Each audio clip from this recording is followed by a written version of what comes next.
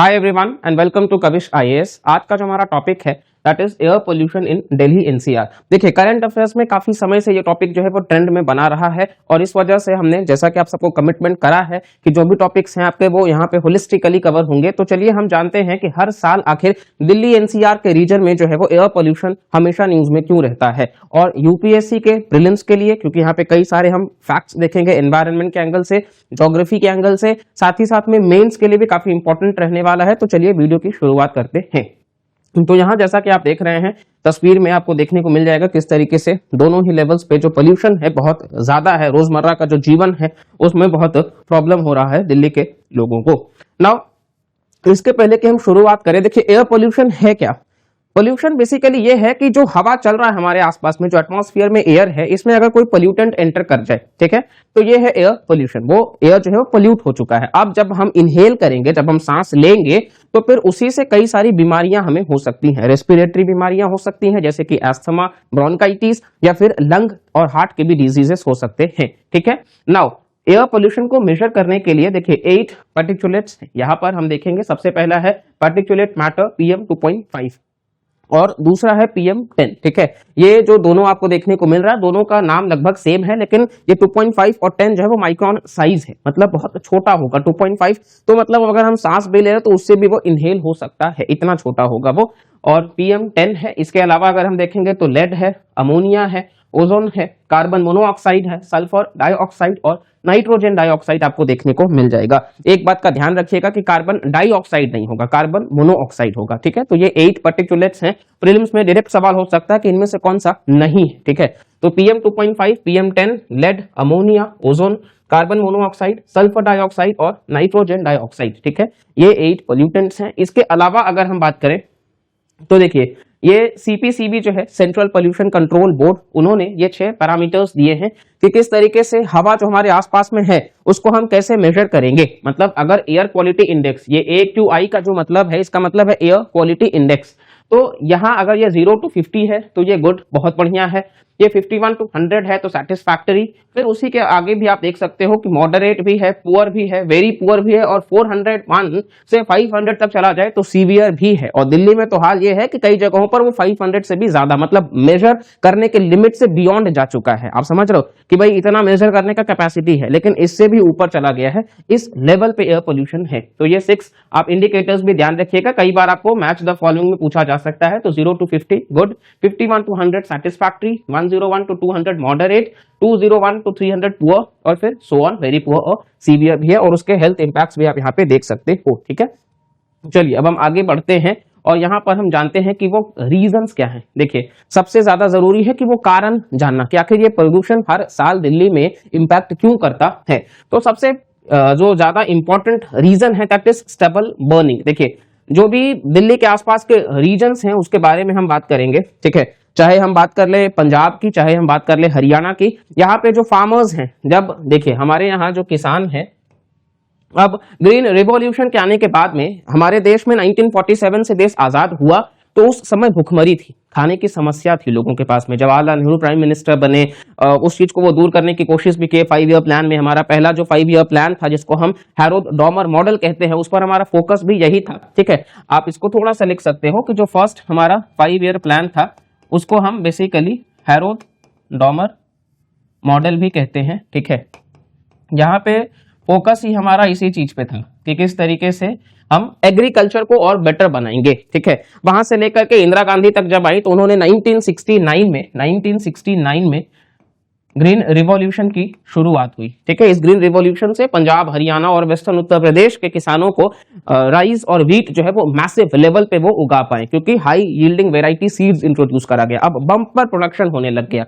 अब देखिए ये प्रोडक्शन के चक्कर में कहीं ना कहीं वहां के किसानों को फायदा भी हुआ। इस वजह से आज आप किसान देखोगे तो पंजाब और हरियाणा के जो है वो थोड़ा स्टेबल है एज कंपेयर टू बाकी भारत के मतलब रीजन के। लेकिन अब इस चक्कर में क्या है कि देखिए ये कॉम्पिटिशन बन गया है कि जैसे सीजन की बात कर ले अगर हम, तो खरीफ सीजन जब आता है, खरीफ सीजन में किसान जो है वो पैडी मतलब राइस की तरफ जाएंगे, जबकि रबी सीजन जब आएगा तो किसान व्हीट की तरफ जाएंगे। ठीक है, ये बात ध्यान रखिएगा कि जब खरीफ सीजन की बात होगी तो खरीफ सीजन में हम कहेंगे कि जो फार्मर्स हैं बेसिकली वो यहाँ पे राइस के लिए जाएंगे। ठीक है, और क्योंकि ये बहुत बड़ा स्टेपल फूड क्रॉप है मतलब उस रीजन में। वहीं अगर हम रबी सीजन की बात कर लेते हैं तो रबी सीजन में निकल के आता है वीट, ठीक है। तो अब ये दोनों से मैसिव लेवल पे मतलब आमदनी भी होती है क्योंकि सरकार जो है वो इन क्रॉप्स के ऊपर एमएसपी यानी कि मिनिमम सपोर्ट प्राइस भी फिक्स करता है जो 1.5 टाइम्स होता है, ये भी आपने सुना होगा, ठीक है। अब यहाँ पे इसको हम कई बार मतलब जो राशन वितरण होता है फेयर प्राइस शॉप्स वहां पे भी देखने को मिलता है। तो इस वजह से कहीं ना कहीं अगर हम देखें तो किसानों के अंदर एक कंपटीशन है। अब वेरी मोमेंट वो पैडी जो है उसको वो बोते हैं, मतलब सोइंग सीजन खत्म हो गया, अब जब हार्वेस्टिंग का सीजन है, जब वो काटते हैं तो बहुत कम टाइम मिलता है उनको वापस से व्हीट की तरफ जाने के लिए।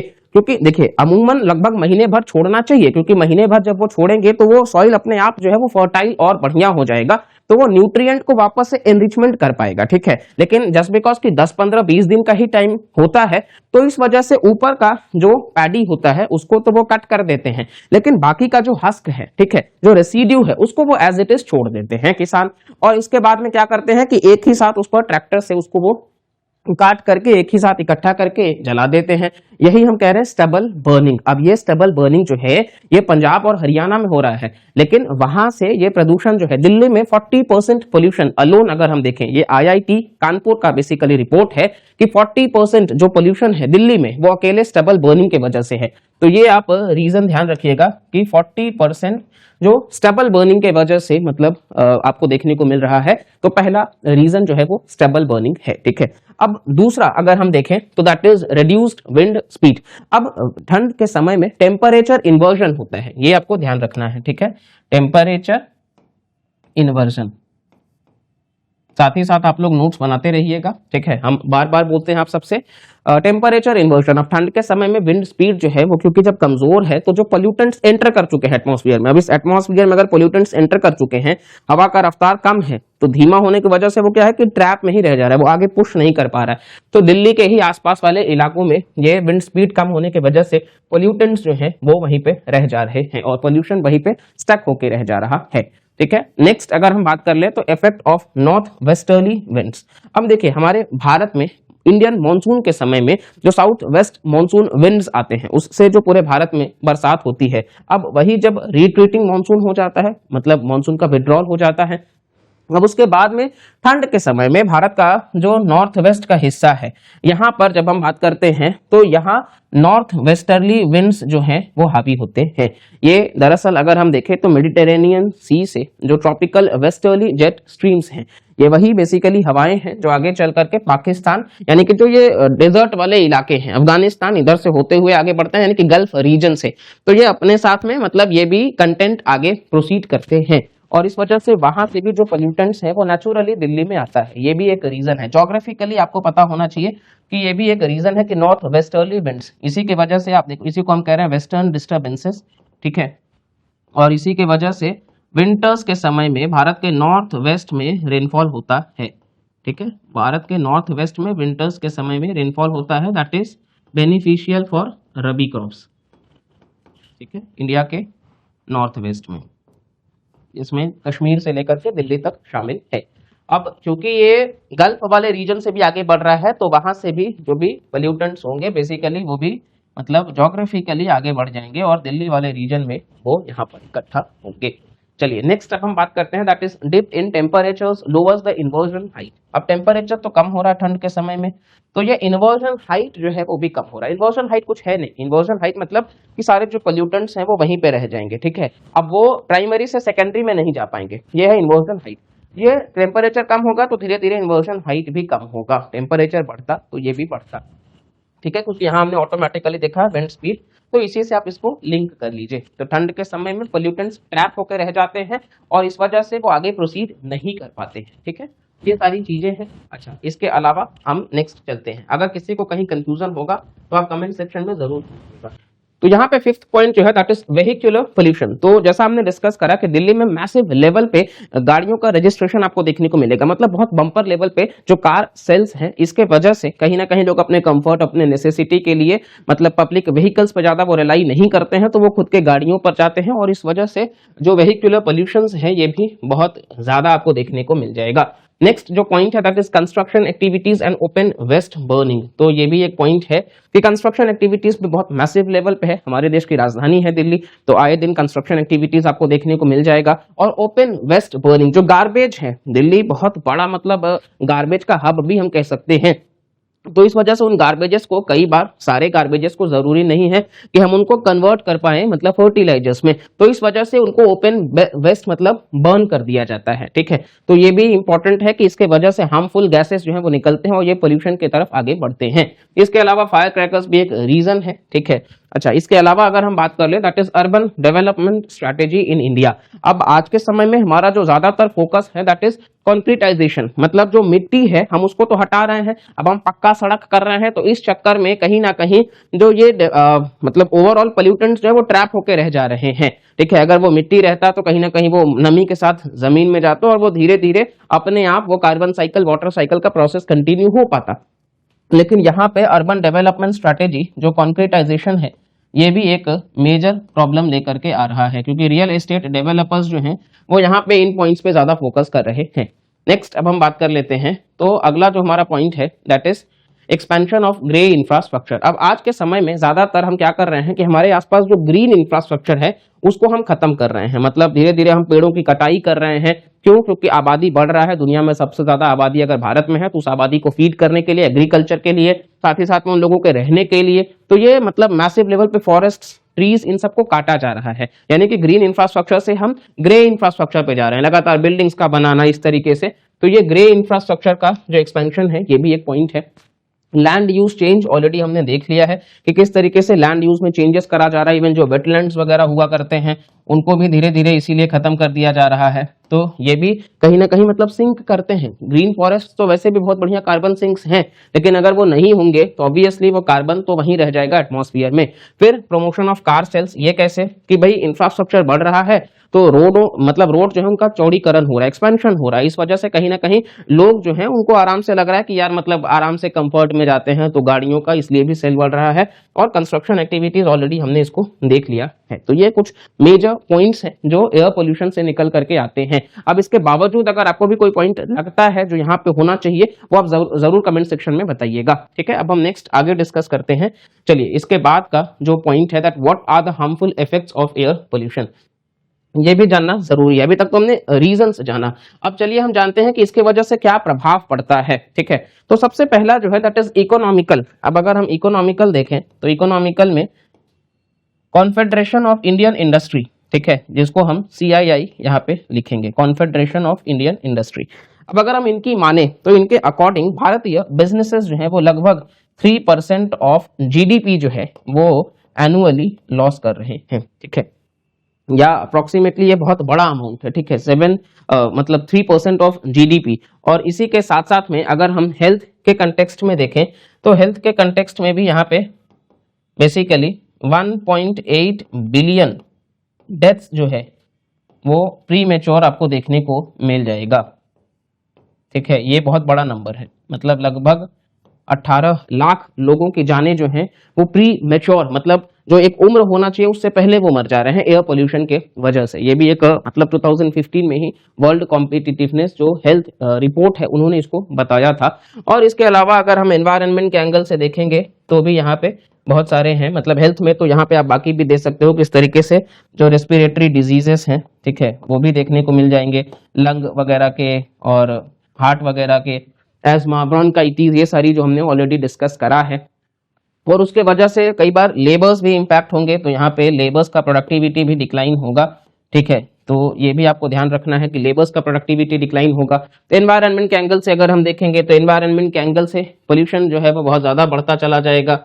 ठीक है, तो इससे कहीं ना कहीं मतलब बाकी फिर से वो विशियस साइकिल चलता रहेगा। ये इस तरीके से कुछ विशियस साइकिल है जो घूम फिर के वापस से, चाहे वो यहाँ से हो, चाहे वो यहाँ से हो, चाहे वो यहाँ से हो, ये मतलब कंक्लूड होता रहेगा। तो इस वजह से ये कुछ मेजर हार्मफुल इफेक्ट्स हैं, बियॉन्ड भी बहुत सारे हैं। देखिए, लेबर्स इंपैक्ट हो रहे हैं, बच्चों का स्कूल इंपैक्ट हो रहा है, तो राइट टू एजुकेशन भी वायलेट हो रहा है। अगर स्कूल्स बंद हो जा रहे हैं तो ऑब्वियसली राइट टू एजुकेशन जो 6 से 14 साल के बच्चों का होना चाहिए कंपलसरी, वो भी इम्पैक्ट हो रहा है। कॉलेजेस बंद हो रहे हैं तो फिर से बच्चों का एजुकेशन इम्पैक्ट हो रहा है। जो वल्नरेबल सेक्शन के लोग हैं, जो रोजमर्रा का जीवन करते हैं, अब उनके लिए भी प्रॉब्लम हो जाता है, लोग बाहर कम निकलेंगे, साथ ही साथ में जो राइट टू हेल्थ है वो भी इम्पैक्ट हो रहा है।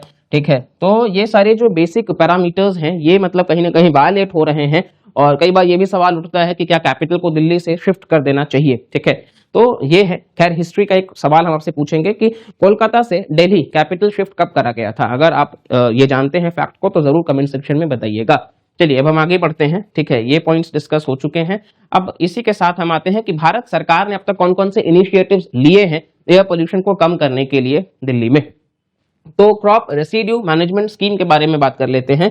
जैसे हमने स्टबल बर्निंग के बारे में बात करा, तो जो रेसिड्यू रह जाता है उस रेसिड्यू को मतलब छोटे छोटे टुकड़ों में, मतलब इतना बड़ा अगर है तो उसको छोटे छोटे टुकड़ों में करके, और फिर वो क्योंकि बहुत माइन्यूट हो जाएगा तो इधर उसको जमीन में ही छोड़ देना कि वो मतलब फर्टिलाइज हो सके। आइदर अगर वो वैसे नहीं छोड़ना है तो फिर हम उसको मतलब काउ या बफेलो के लिए इस्तेमाल कर सकते हैं एज बेसिकली उनके मतलब फूड के लिए। तो ये है क्रॉप रेसिड्यू मैनेजमेंट स्कीम। इसमें हैप्पी सीडर जो है वो सरकार प्रमोट कर रही है कि इसको आप मतलब किसान खरीद सके। इवन वो मतलब यहाँ पे सरकार सब्सिडी भी प्रोवाइड कर रही है कि वो सस्ते दाम पर उसको ले सके, ये टेक्नोलॉजी के लिए। ठीक है, इसके अलावा अगर हम देखें तो CAQM जो है commission for air quality management, ये एक स्टैट्यूटरी बॉडी है। ठीक है, और ये खुद के 2021 के एक्ट से है, मतलब दिल्ली NCR के ही एक्ट से है 2021 में। और यहाँ पे बेसिकली इसको सेंट्रल गवर्नमेंट जो है वो इनके बाकी स्टाफ को जो है वो अपॉइंट करता है, और ये किसी को खैर पनिश नहीं कर सकते हैं। Central commission for air quality management 2021। इसके अलावा वेहिकुलर पोल्यूशन को कम करने के लिए भारत सरकार ने BS4 से BS6 तक का जंप किया है। ठीक है, भारत स्टेज एमिशंस जो 6 है। इसी के साथ साथ में अगर हम देखेंगे तो इलेक्ट्रिक व्हीकल्स पे भी भारत सरकार जो है वो लगातार फोकस कर रही है। और इसी के साथ साथ में ऑड इवन का भी जो पॉलिसी है वो भी आपको देखने को मिल जाएगा। अब ग्रेडेड रेस्पॉन्स एक्शन प्लान, ये जो GRAP है ये बेसिकली मतलब 4 स्टेजेस में है कि किस तरीके से जब पोल्यूशन का लेवल बहुत बढ़ जाए तो फिर ग्रैप को लाया जाएगा एक इमरजेंसी मैकेनिज्म की तरह कि ये हैंडल किया जा सके। तो ये 1, 2, 3 और 4 4 स्टेजेस में है। ये आपको बेसिकली ध्यान रखना है कि ये मतलब एयर पोल्यूशन को टैकल करने के लिए है graded response action plan. Severe plus से भी ज्यादा अगर हो जाता है तो यहाँ पे ये इन चीजों को मैनेज करता है। नेक्स्ट अब हम बात करते हैं that is national clean air programme. इसके बारे में भी थोड़ा डिस्कस कर लेते हैं। अब बेसिकली इसको मिनिस्ट्री ऑफ एनवायरनमेंट जो है उन्होंने लाया था 2019 में। ठीक है, ministry of environment, forests and climate change कब लाए थे ये, तो 2019 में इसको लाए थे। ठीक है, और यहाँ पर नेशनल क्लीन एयर प्रोग्राम के तहत काम क्या है कि PM 2.5 जो हमने एयर पोल्यूटेंट्स देखे थे और PM 10 इनको कम करना है बाई 40%। ठीक है, बाई 40% तक कम करना है, ये आपको ध्यान रखना है बाई 2025 ये इनका है। और इसके लिए एक प्राना पोर्टल भी लाया गया है। ठीक है, portal for regulation of air, ये मतलब क्वालिटी को लेकर के प्राना पोर्टल जो है इसको लाया गया है। और ये 131 मतलब नॉन अटेनमेंट सिटीज जो है, नॉन अटेनमेंट सिटीज जो लगभग नाक्स को पिछले 5 साल से, ये वही है जो हम आगे डिस्कस करेंगे। ठीक है, तो इसको पिछले 5 साल से कंसेक्यूटिवली वो मतलब ज्यादा उनका पोल्यूशन है तो उसके लिए इसको रखा गया है।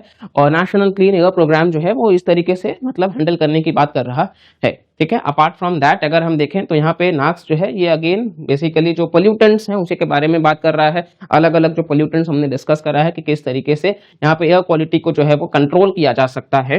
National ambient air quality standard, इसका सिर्फ आप फुल फॉर्म यहाँ से याद रख सकते हो that national ambient air quality standards, ये है नाक्स। ठीक है, तो आपको फुल फॉर्म सही समझ में आ रहा होगा, एयर क्वालिटी के स्टैंडर्ड्स के बारे में बात कर रहा है। ठीक है, अब नेक्स्ट जो हमारा बॉडी है that is CPCB, central pollution control board. इसके ऊपर प्रीलिम्स में ऑलरेडी सवाल आ चुका है और इसको भी मिनिस्ट्री ऑफ एनवायरनमेंट के तहत ही है। और ये मतलब air pollution and control prevention जो एक्ट है बेसिकली उसके तहत, और वाटर जो एक्ट है, ठीक है, इनके तहत बेसिकली इसको पावर जो है वो डिराइव में हो रहा है। यहाँ पे बेसिकली ये इम्पोज भी कर सकते हैं, फाइन वगैरह, इम्प्रिजनमेंट वगैरह भी दे सकते हैं। ठीक है, CPCB। और बेसिकली ओवरऑल इनको हम देखें तो एक ट्राइब्यूनल की तरह इनका काम है, सेंट्रल पोल्यूशन कंट्रोल बोर्ड का, ये कंट्रोल करने की बात कर रहे हैं। ठीक है, तो एक तरीके से हम कह सकते हैं कि जो ट्राइब्यूनल्स होते हैं उनके तहत इनका काम है। ठीक है, जैसे एनजीटी वगैरह भी इसीलिए लाया गया है, नेशनल ग्रीन ट्राइब्यूनल, कि बेसिकली वो मतलब एनवायरनमेंट के मसलों को 6 मंथ्स के अंदर रिजॉल्व कर सके। और ट्राइब्यूनल्स जो हैं वो बेसिकली 42nd अमेंडमेंट एक्ट से इनको लाया गया था, ये भी आप लोग ध्यान रखिएगा। ठीक है, अच्छा नेक्स्ट हम बात कर लेते हैं। यहाँ तक अगर आप लोगों को क्लियर है, आप लोग नोट्स बना चुके हैं, तो चलिए हम आगे बढ़ते हैं। अब यहाँ बेसिकली, अब इसके पहले कि हम आगे बढ़ें, देखिए जो भी एस्पिरेंट्स हैं जो यूपीएससी 2026 या 27 की तैयारी कर रहे हैं, या आप में से कुछ लोग हैं जो करना चाहते हैं और आपको एक सही स्ट्रैटेजी, सही गाइडेंस की जरूरत है प्रीलिम्स से लेकर मेंस तक और इंटरव्यू तक के सफर में, तो बिल्कुल आप अपने इस ड्रीम को फुलफिल कर सकते हैं कविश आईएएस के साथ में। हमारे ऑफलाइन सेंटर्स आपको देखने को मिल जाएंगे कोलकाता के वीआईपी रोड में और हाजरा रोड में। ठीक है, साथ ही साथ में जो भी स्टूडेंट्स को लगता है कि कोई डाउट है तो आप काउंसलिंग के लिए भी रजिस्टर करा सकते हैं। आप ऑनलाइन हमारे लेक्चर्स देख ही रहे हैं, अगर आपको हेल्प हो रहा है तो आप कमेंट करके भी जरूर बताइएगा और प्लीज लाइक, शेयर और सब्सक्राइब भी करिएगा। तो चलिए अब हम शुरुआत करते हैं। बाकी जो अगर आपको डिटेल इन्फॉर्मेशन चाहिए तो आप डिस्क्रिप्शन से चेक कर लीजिएगा। अब आगे है कि भाई सारे हमने देख ली समस्याएं क्या है, किन वजहों से है, लेकिन करना क्या है, what should be the way ahead, ये बहुत इंपॉर्टेंट है। तो देखिए ये जो मैप है, ये आप मैप देख रहे हैं कौन से देश का, तो यहाँ पर चाइना के बारे में जिक्र करा जा रहा है, जिसकी राजधानी आप देख रहे हैं यहाँ पे बीजिंग जो है, साथ ही बड़े शहरों में शंघाई भी है। और ये आप देख रहे हो किस तरीके से भारत यहाँ पे भी है, हिमालय जो है, कुनलुन शान माउंटेन्स। ठीक है, बाकी भी आप यहाँ पे देख सकते हो कजाकिस्तान, किर्गिस्तान। ठीक है, बाकी वुहान ये वही एपी सेंटर जहाँ चाइना, और ये हुआंग ये रिवर, येलो सी यहाँ पास में है, साउथ कोरिया नॉर्थ कोरिया के बीच में 38th पैरेलल लाइन, ये भी आप देख रहे हैं। गोबी डेजर्ट आपको देखने को मिल रहा है यहाँ पे मंगोलिया के पास में, अमूर रिवर भी आप यहाँ पे, बाकी सारी चीजें भी आप देखा करिए। ठीक है, जापान यहाँ पे है, ये हांगकांग भी आपको देखने को मिल रहा है, पर्ल रिवर, नीचे साउथ चाइना सी भी है। ठीक है, अब इन्होंने बहुत बढ़िया काम किया था, स्पेशली यहाँ पे हम बात कर रहे हैं बीजिंग का। ठीक है, आप इस पे फोकस करिएगा। बीजिंग का जो मॉडल है ना, ये बहुत बढ़िया है, जो हम अडॉप्ट कर सकते हैं। ठीक है, इन्होंने मतलब 1 बाय 1 स्टेप चालू करा। इन्होंने सबसे पहले प्राइमरी पोल्यूटेंट्स को टैकल करा। ठीक है, प्राइमरी पोल्यूटेंट्स को टैकल करने के बाद में इन्होंने सेकेंडरी पोल्यूटेंट्स को टैकल करा है। और ये कहीं ना कहीं मतलब सबसे इंपॉर्टेंट है कि डिसेंट्रलाइजेशन भी करना, मतलब नीचे के लेवल पे डिसेंट्रलाइजेशन, मतलब लोकल लेवल तक पावर ट्रांसफर करना। ठीक है, ये बहुत इंपॉर्टेंट है। इसी के साथ साथ में इन्होंने स्मॉग टावर्स जो हैं वो भी इंस्टॉल किए। तो ये चीजें जो है वो यहाँ पे आपको देखने को मिल जाएगा। इन सब के बाद अगर हम बात करें तो एफॉरेस्टेशन जो है वो बहुत इंपॉर्टेंट है, मतलब पेड़ों को लगाना जो है ये बहुत ज़्यादा ज़रूरी है, क्योंकि यही कार्बन सिंक्स हैं। तो ये जो पॉलिसीज हैं ये हम अपना सकते हैं कि किस तरीके से इन पॉलिसीज का यूज करके भारत जो है, एक समय में बीजिंग में भी बहुत नोटोरियस एयर क्वालिटी इंडेक्स हुआ करता था, लेकिन आज वो लगभग 60 पे आ चुके हैं, जो हमने देखा था 0 to 50 के आसपास, मतलब बहुत बढ़िया वो कर रहे हैं। तो अगर वो कर सकते हैं तो हम भी कर सकते हैं, लेकिन वो बिल की जरूरत है, वो पॉलिसीज में थोड़ा सा रिफॉर्म्स की जरूरत है। और एट दी एंड लोगों को भी ये समझना पड़ेगा कि कहीं ना कहीं हर किसी का पार्टिसिपेशन यहाँ पे जरूरी है, क्योंकि सिर्फ सरकार के एफर्ट से नहीं होगा, एट दी एंड यहाँ पे लोगों का भी, यानी कि कलेक्टिव रेस्पॉन्सिबिलिटी जो है वो एक्चुअली में आप यहाँ पे दिखाना अगर चाहो तो आप दिखा सकते हो, क्योंकि ये जब तक लोगों का यहाँ पे पार्टिसिपेशन नहीं होगा, अकेले सरकार के एफर्ट से कुछ नहीं होगा। क्योंकि यहाँ पे हमने जोग्राफिकली भी फैक्टर्स देखे हैं, तो दिल्ली में सिर्फ जो न्यूज में रहता है कि फायर क्रैकर्स, वो सिर्फ वजह नहीं है, बहुत सारे वजह हैं। तो इस वजह से एट दी एंड सबको, जैसे हमने व्हीकल्स का देखा, तो जो चीजें हम कंट्रोल कर सकते हैं, ज्यादा से ज्यादा हम सीएनजी जो बसेस हैं, हाइड्रोजन जो बसेस हैं, उनको हम प्रमोट कर सकते हैं, ताकि हम क्लीन एनवायरनमेंट की तरफ ज्यादा से ज्यादा हम पब्लिक व्हीकल्स को प्रमोट कर सकते हैं, लोग पब्लिक व्हीकल्स का इस्तेमाल ज्यादा करें। इसके लिए हम इंसेंटिवाइज कर सकते हैं, सब्सिडाइज कर सकते हैं। तो ये कुछ एफर्ट्स हैं जो दिए जा सकते हैं। इसी के साथ साथ में ऑड इवन का जो पॉलिसी है वो तो ठीक है।